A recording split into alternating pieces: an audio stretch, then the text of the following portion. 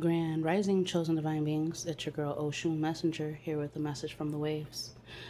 This morning, as you see in my prayer box, I have written down 50 subscribers to go live and be even more magnetic. A lot of you seasoned messengers out here have been divinely guided and divinely told to tell us that are new in the game, new in this season of our new calling. And you have told us that we need to be bold and step out and go ahead and go live and be able to spread even more messages to the realms, correct? A lot of us support you guys, and a lot of us share your videos and give you likes and boost up your videos and send you gifts. So at the end of the day, it would really be nice if you are a true divine reader to support some of us that are just coming into our purpose. We look up to some of you guys and admire some of you guys and want to step into the same energy field with you guys so that our collective can be even more enlarged. Just like it takes money to make money, it takes support to gain support, correct? So I think it would be really awesome for some of you seasoned readers to maybe, go through other readers' stories and see what they're about and see if you would like to support. Not only be supported, but also support reciprocal. And at the end of the day, we'll know who really has heart and really is standing 10 toes down by the support that us newbies receive. Part of the initiation, I would say. Anywho, God just wanted me to go ahead and state that. And I'm going to go ahead and tune into a little bit of Oracle, I guess you would say, and see what the Most High has for us today. What He wants us to ask ourselves. Got one card that fell out. And see how we can continue this mission here in life school. Each one, reach one, teach one. So I have my 3 here. The first one, boundary. This one comes up very often. See, she has her hand up. Her face is very stern, as to say, I wish you would. And you can tell that she is pretty much fed up and not allowing anyone else to waste her time, waste her potential, and be a distraction. Boundary. This is the space of defining personal boundaries. Here lies the line between mine and not mine. It's about clarity, dignity, and choice. It's also about the space around you, where no one enters without consent, where there is distance that lets you breathe. Hold your shape and remain yourself. That is so true. I was thinking about a lot of people from my past and how they went out of their way to continually cross boundaries. Not with just me, but others around me that I love or loved that have too soon passed on. A lot of these people, they're not clear about us. And so they have to try to bombard our lives. Try to tell us who we should be, what we should do, how we should do things, because that's their way of doing things. So they think that the rest of the world and everybody else around them should follow suit and do exactly as they're told. They want to not only volunteer people, they want to volunteer them what they're supposed to be and what they're supposed to be doing. I want y'all divine collective, not Karmicville, because some of y'all it's a little too late. But for divine collective, I want you to continue to put up those boundaries, continue to let people know that you're not playing, that playtime is over, that you're not a child. Because a lot of people, they still see us as the children that we used to be when we were super vulnerable and they could really get away with being deceitful and malicious as far as when it came to our lives. when they didn't even have their lives in control in the first place. Like, how dare you try to control somebody else's life when you don't even have yours in check? The audacity, as I keep saying. We are each born in this world by ourselves, and we will leave here by ourselves. We all need to have not only boundaries with people, but boundaries on our limits and limited thinking. Like I said, we're divinely magnetic and powerful. And a lot of people see that. So they want to try to test you and try to put you through cycles of marathons where they want you to break a sweat every step of the way. In this 2026, a lot of us are putting our feet down. We're not allowing anybody to step into our defense walls. We've built up super steel walls, higher than the Great Wall. And now, even more than ever, people still want to try and climb over that wall into our territory to take over again. No, we're not doing that again. So divine chosen beings, keep putting your boundaries up. And if they don't like it, that's just too daggone bad. Next card. Desire lives in me. We'll flip back to the front of this after we read. I feel life on my skin, inner signals, a conscious or intuitive slowing down, rhythm, attention, and subtle sensing. Questions of the day. What does my dance with life through touch look like? It's a good question. For you passionate, sensual ones out there, a lot of y'all are divine healers through sensuality. And there is nothing wrong with that when you're not being in a Jezebel spirit, correct? And a lot of us that do have divine healing powers, waters, we get tested a lot, and we also get our character slandered, mostly by people who are the complete opposite of sensual. They're lustful, correct? Know that we all have our own rhythm. We all have a certain way that we have an essence about us. Some are divine, some are narcissistic, and like I said, lustful. Stay away from those energies. But to be sensual is a beautiful thing when it's used in the right way. And also, a lot of us that are sensual, we want that back because that's what we give. We want that intimate connection because at the end of the day, it's not about being lustful. Well, it's not supposed to be anyway. That comes after the finding of sensuality within another's heart and another soul. God made us sensual people. We want to show that, and we also want to receive that. When do I feel the world touching me? You know, everything's about energy, correct?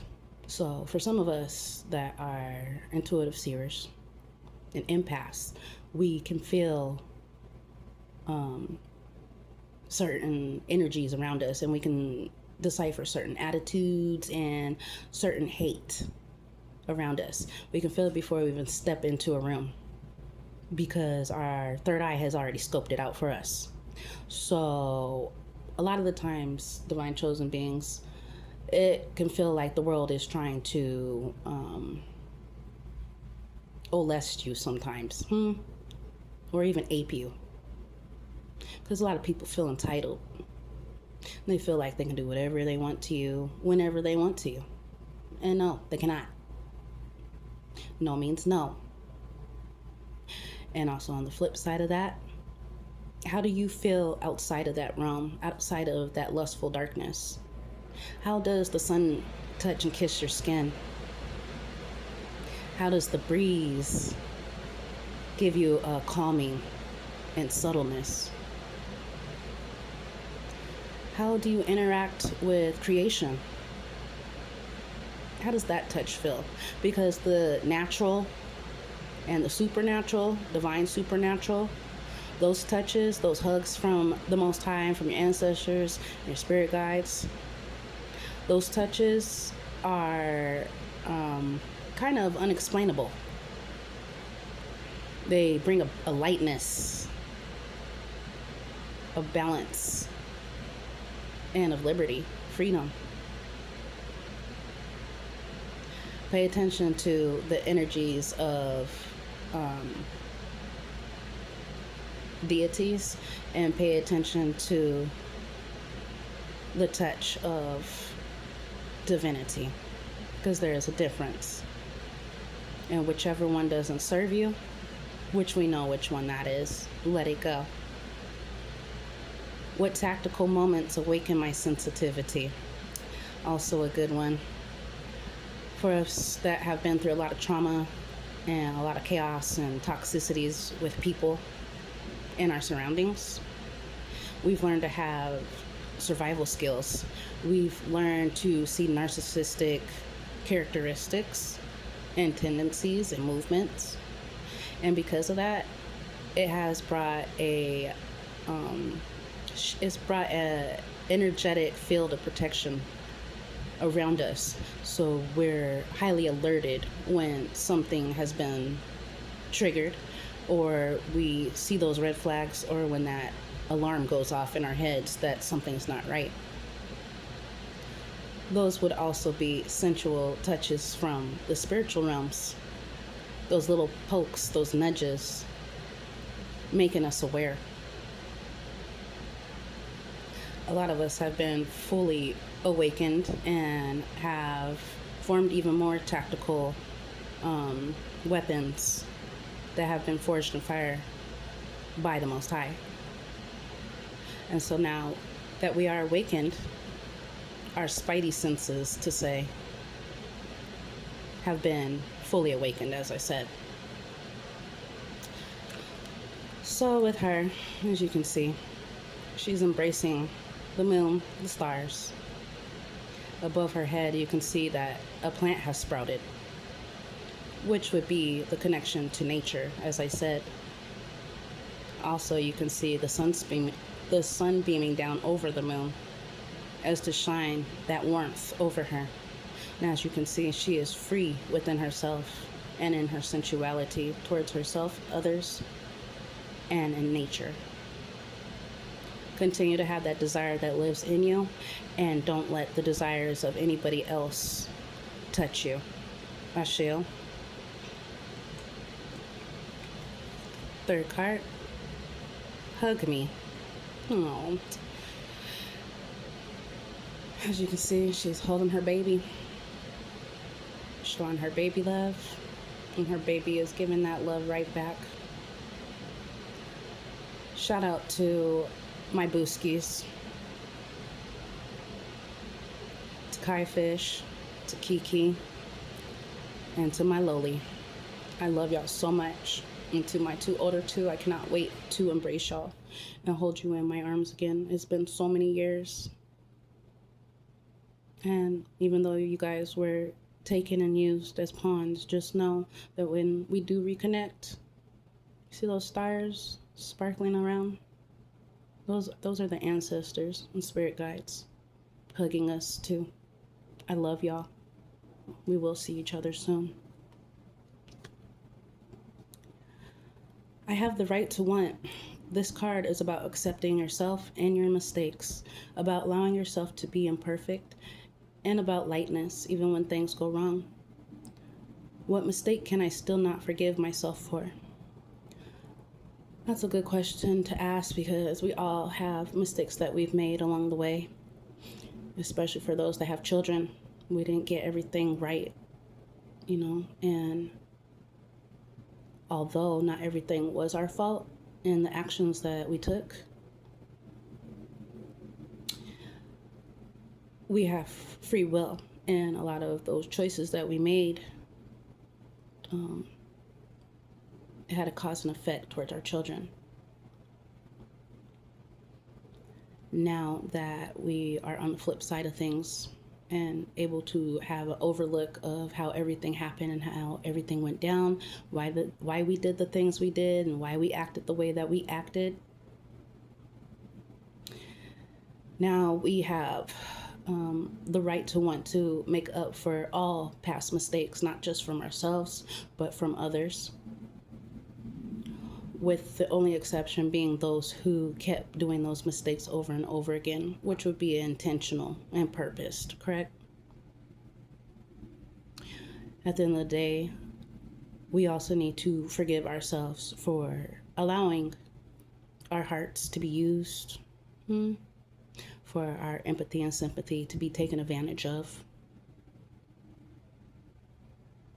and for our love being completely stomped on. So we have to forgive ourselves for that as well. It was a very important question to ask yourself.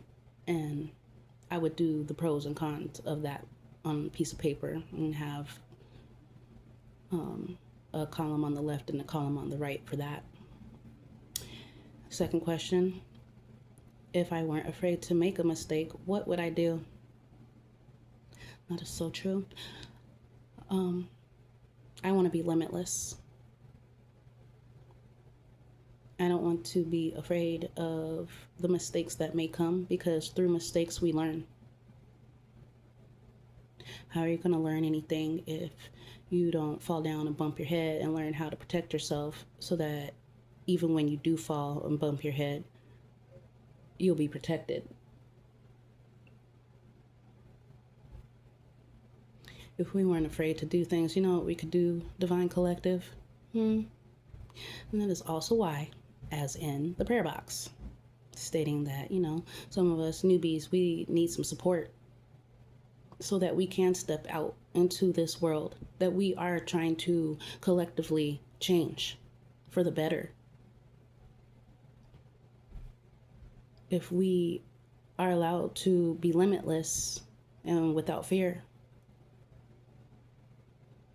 then a grand happening, a grand changing of the world would happen even more faster, because we would all feel limitless. We will all be in our own lanes, using our own creative sources and powers to collectively put all that together to be a super force. That's what we're here to do. At the end of the day, a lot of people have said that we're mistakes. And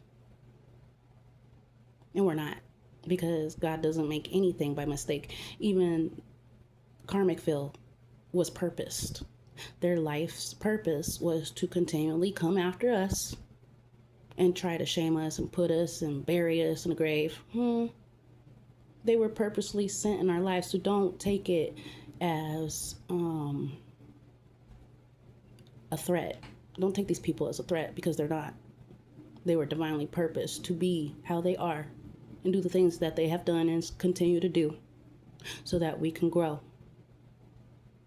so that we could be forged in fire, so that we can be that diamond in the raw.